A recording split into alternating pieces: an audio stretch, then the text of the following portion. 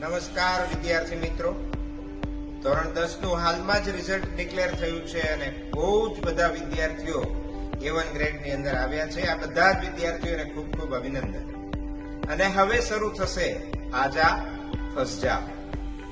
JEE NEET ની exam pass કરવાના બહાને ઘણા બધા કોચિંગ ઇન્સ્ટિટ્યૂટ, ઘણી બધી સ્કૂલો બાળકોને પોતાને ત્યાં બોલાવે છે અને એવું કહે છે કે તું JEE નીટ માટે એલિજિબલ છે, તારાથી થઈ શકશે. પણ ખરેખર વાસ્તવિકતા વાલીઓએ આંકડા ચેક કરવાની જરૂર છે. સૌ પહેલા વાત કરીએ JEE મેઇન એડવાન્સ એક્ઝામિનેશન્સની. ગયા વર્ષે 12,31,814 વિદ્યાર્થીઓ આ પરીક્ષામાં અપિયર થયા. પણ એની સામે વાલીઓને ખબર નથી 17,385 સીટ માત્ર IIT ની છે. એટલે કે એમાં પણ મેકાટ્રોનિક્સ અને પ્લાસ્ટિક એન્જિનિયરિંગની સીટ ઘટી જતા અત્યારે IIT ની અંદર માત્ર 14,000 સીટ ઉપલબ્ધ છે. એની સામે 12,31,874 વિદ્યાર્થીઓ જયારે પરીક્ષા આપતા હોય ત્યારે બાળકને IIT માં પ્રવેશ મળે એવી શક્યતા માત્ર 1.41% છે. અને NIT ની જે સીટો છે ગુજરાતમાં એ 23,000 ની આજુબાજુ સીટો છે. એની જો ગણતરી કરીએ તો એ 1.94% થાય છે. એટલે ગુજરાતની અંદર IIT અને NIT national institute of technology આ બંનેમાં સિલેક્શન થાય તો 3% ની આજુબાજુ વિદ્યાર્થીઓ પસંદ થાય છે.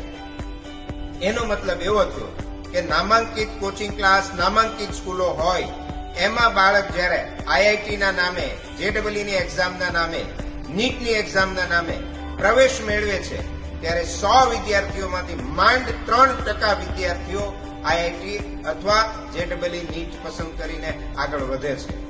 ગુજરાતની વાત કરીએ તો ગયા વર્ષે ગુજરાતમાં 1,30,000 બાળકોએ પરીક્ષા આપી હતી. એમાંથી માત્ર 650 વિદ્યાર્થીઓ IIT માં ગયા હતા. એનો મતલબ એવો થયો જો ટકાવારી કાઢશો ને તો 0.5% આવશે.